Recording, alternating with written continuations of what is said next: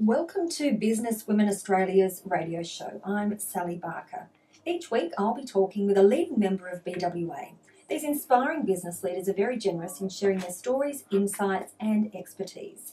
Joining me on the show today is Heather Warner from WCA People and Culture Solutions, proud station sponsor. Good morning, Heather. Good morning, Sally, and thank you for that very lovely introduction. My pleasure. Now, as a business consultant, you're very qualified to talk everything minimum wage and award essentials for employers. Now, how important is it for employers to understand this area of their business? Look, the bottom line is that awards are they're legislative, so they're legislation, and it's like tax. If you aren't paying your staff the correct rates, you can be fined significant amounts. So it's essential, and I think that's the stick, I suppose. But most employers that we deal with actually want to do the right thing by their workers. They're not actually wanting to pay incorrect rates, but it's just a real minefield to understand what I should be paying. So how do you remain compliant as an employer? There's lots of websites, and I guess some of that information is it's very readily accessible, but I suppose it's sometimes a bit of a minefield to actually understand. I think the first thing is to understand exactly what award I'm covered by, and in fact to even take a step behind that and understand what system am I covered by. And Sally, if you can work with me for a moment. So there's basically a federal system in Australia and there's a state system in Australia. And in about 2010, the federal, or the Fair Work Act, which most people will have heard of, came into being. And that really changed the industrial relations arena in Australia because it meant that most employees were now going to be covered by the federal system. Mm-hmm.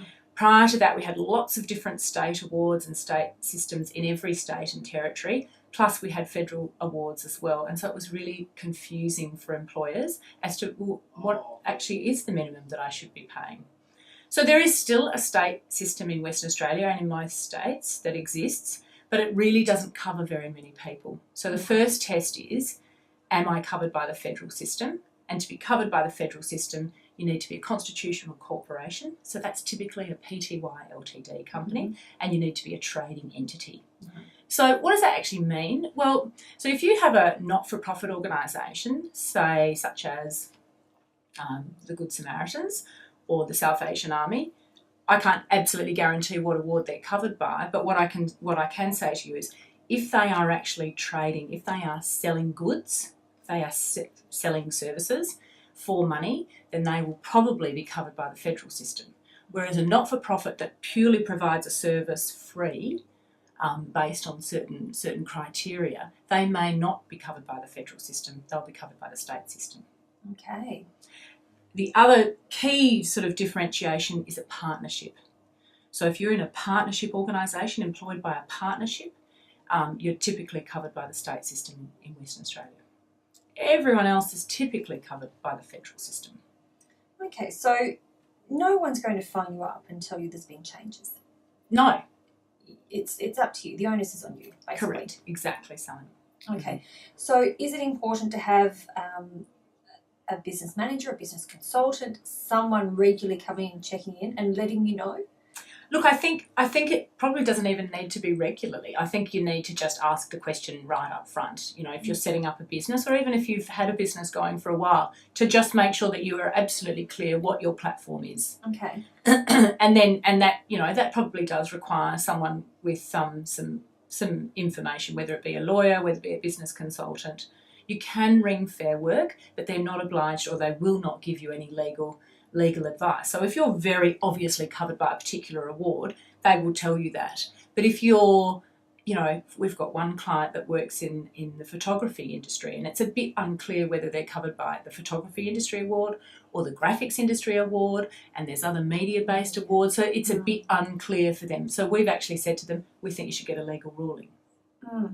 So, yeah. So then that sets a precedence for... Correct. And then they've got something to fall back on. So then if something does go wrong, they can say, well, hang on a minute, we paid good money and we got this ruling, so that's what we're working on. Right. So there's a backup.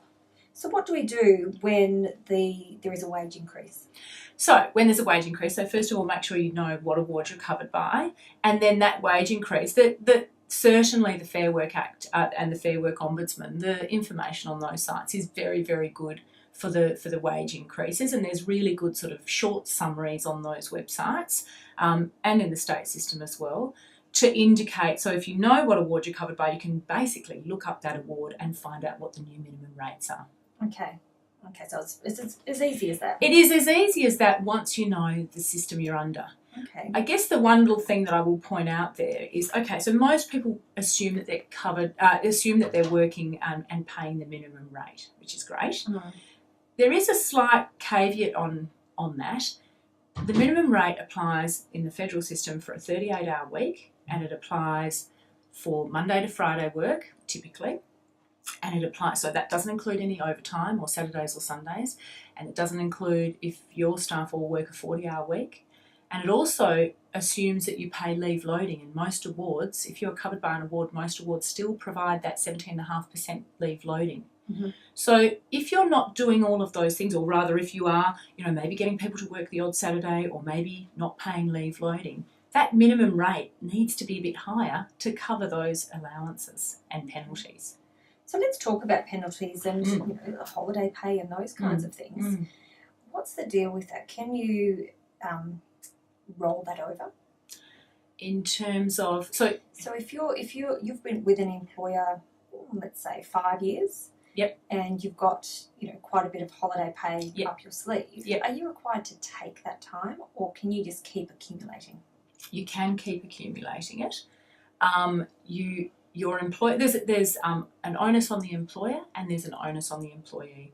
So on the employer side, they are typically not going to want you to keep amassing leave, because then when you actually resign from the business or are terminated from the business, there's a huge amount to pay. And of course, potentially in that time your salary is going up as well, so it's at a higher rate, and you should be paid that leave loading as well if you're covered by an award. So really, most employers will have a process in place by which they encourage staff to take leave within the year. So if you've sort of amassed 5 years worth of leave and haven't been able to take leave, my first recommendation to employers would be to encourage people to start to set up a bit of a plan as to how they might use that leave. The other option for the employer and the employee, it has to be mutually agreed, is for them to cash out some of that leave. And so there's an ability to do that.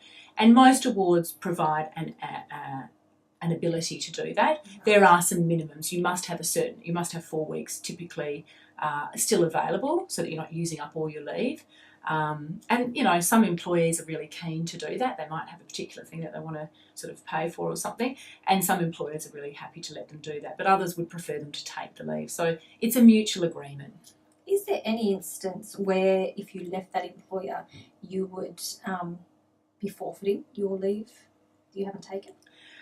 No, there has been situations with serious misconduct where you might not be paid your leave, but you are entitled to be paid for all your entitlements when you, even in a situation of gross misconduct or serious misconduct, termination under that arrangement. So no, typically you're entitled to all of those.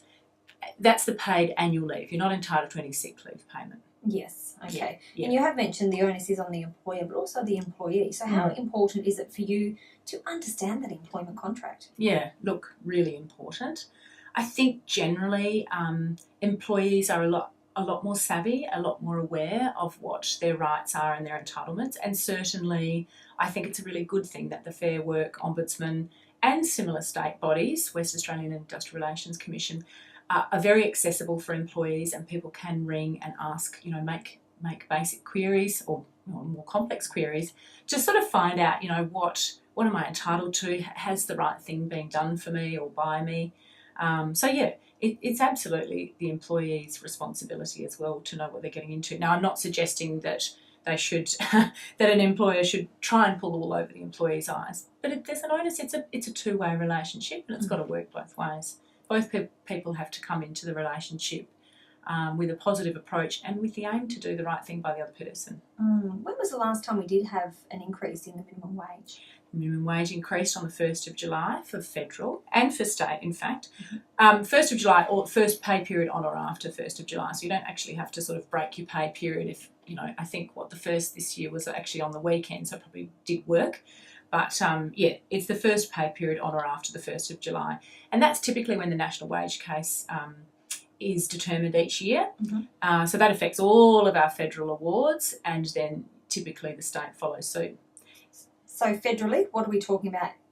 So federally, it went up to, sorry, I'm just going to refer to my notes. It went up by 3.3%. So the base minimum rate for an adult 21 years old and over is $694.90. So that actually went up $22 federally. So here's the interesting thing, which comes back to this: which system am I covered by? From a state point of view, the state minimum wage is actually $708.90, so it's actually higher. And it actually only went up $16 a week because our wages were generally a little bit more inflated. And for anyone that's paid over $791.90, it actually only went up 2.3%.